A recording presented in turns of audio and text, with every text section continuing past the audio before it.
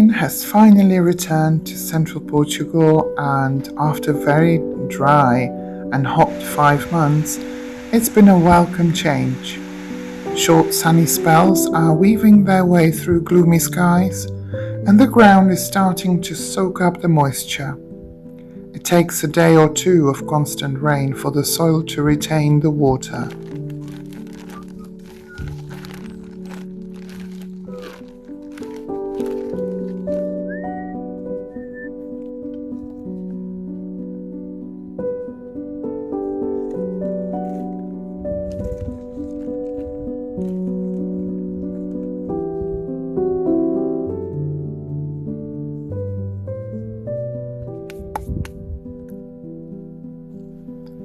It's also time to take some rosemary cuttings to create a natural hedge on the northern side of the house where soil is very poor.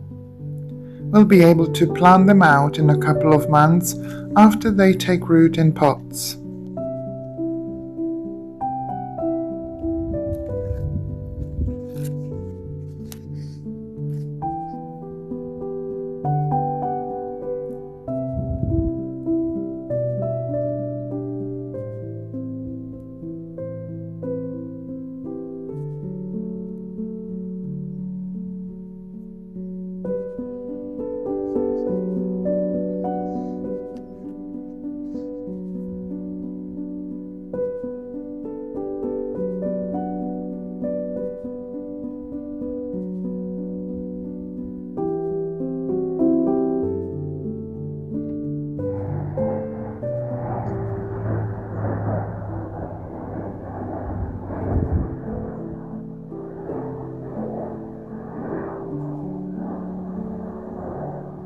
Jezu, Sylweko!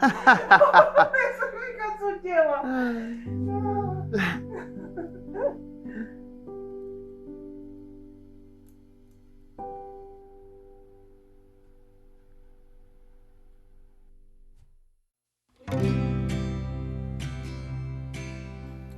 Our friend had some spare lard after they butchered their pigs, and I am very grateful to have received 2 kilos of it. It's an organic lard, and I decided to get back to soap making. I calculated a recipe using an online soap calculator, and you can find the link in the description box below, where you can adjust the amount of various oils according to your needs. Before you attempt to make your own soap, please make sure you inform yourselves about safety and correct procedure. This is not a how-to video, and you need to take responsibility for your own actions, because when making handmade soap, you will have worked with lye, which is an extremely caustic substance to begin with, until it's neutralized in the process, and it can seriously harm your skin when not careful.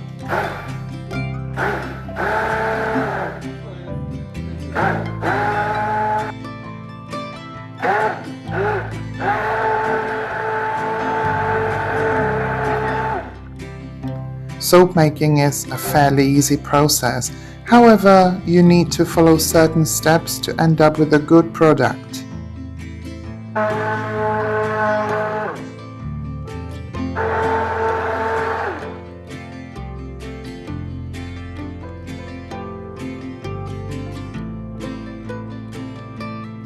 It is also very satisfying, and 1 kilo of combined oils will make enough soap for the whole family to last 6 months or so. Handmade soap makes a great present as well.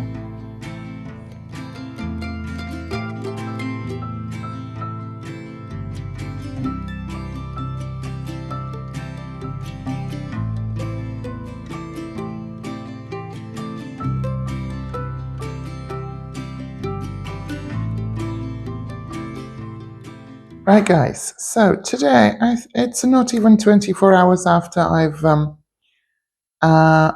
done the soap, but it's already pretty hard, so I'm going to take these out of the silicone form and then place it on here, and then I'll cut this big slab.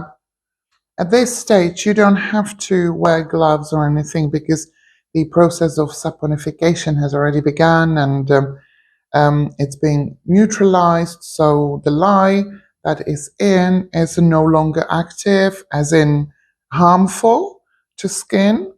It's still pretty soft, and you will feel the, what's it called? The fat, really, the fat on your hands. So just to be a little bit careful with this. Silicone, it's actually pretty easy, silicone forms, to take it out. Yeah, but this will now have to dry and cure for at least 4 weeks. I'd say more. The longer, the better, really.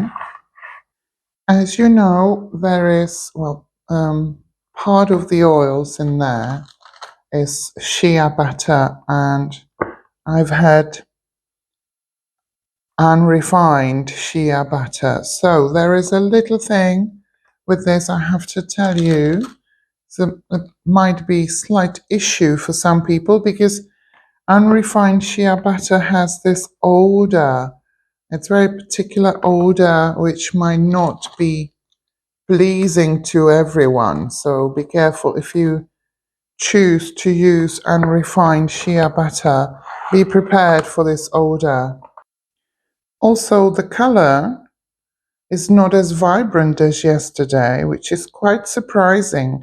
And this is for the first time I've tried to use turmeric to color. Now it's safe to use utensils like normal kitchen knife. It's okay because, like I said, the saponification is happening. So let me just try a little bit here whether it's too soft. Okay, it really goes in or goes through like a butter. Oh, wonderful. I might actually cut this all up. So I have to say I'm pretty happy with how it turned out.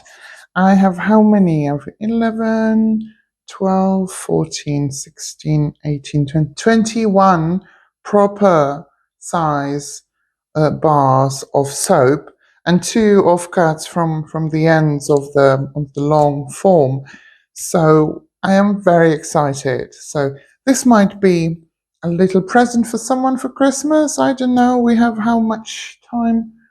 2 months. Good 2 months. So in 2 months this should be beautiful. It should be beautifully cured. And I can't wait to start using it because I'm very curious about the quality of this soap because of the content, what's in it, and especially the lard.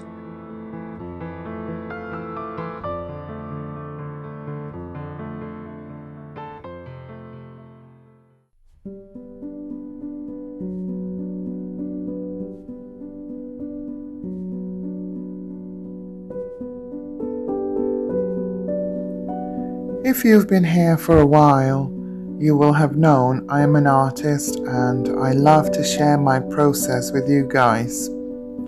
The autumn has finally arrived and I have more time now to spend in my studio to create, paint and sew. This time I felt the urge to get back to spirit animals. I love hares, not for a particular reason. I just love their ways, their ears, and generally their spirits. I'm still not sure whether this is my spirit animal.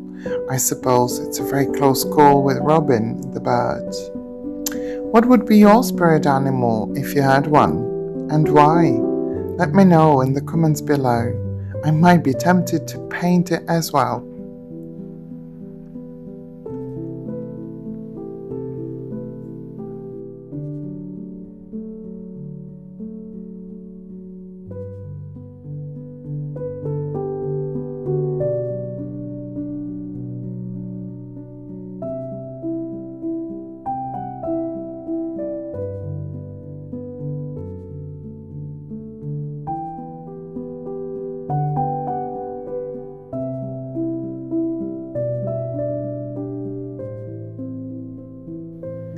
They say natural light is the best to paint to.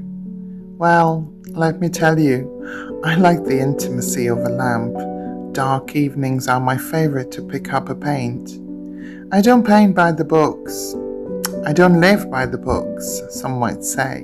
In general, I tend to live and paint being guided by intuition and the way it makes me feel. Sometimes I misplace my footing and make mistakes, but well, hey, I'm just a human.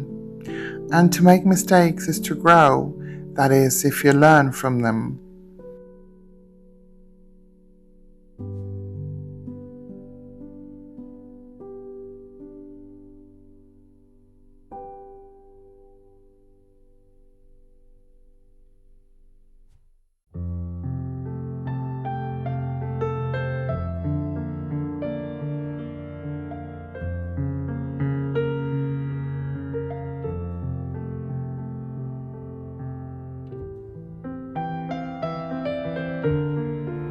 Some also say you have to have a style as an artist in order to be recognized. Well, with my hand on heart, I can only say that my art and my style are ever so evolving. I cannot imagine myself being stuck with one brushstroke or topic or style repeated over and over again just for the sake of it. Change is the only constant in life. And so I am embracing my inability to develop one style, one signature. I am embracing the change. The mood, the feelings, the creative process makes me feel and act upon it. My originals are available through my website, and I am also open to commissions if you like my non-stylish style. Let me know.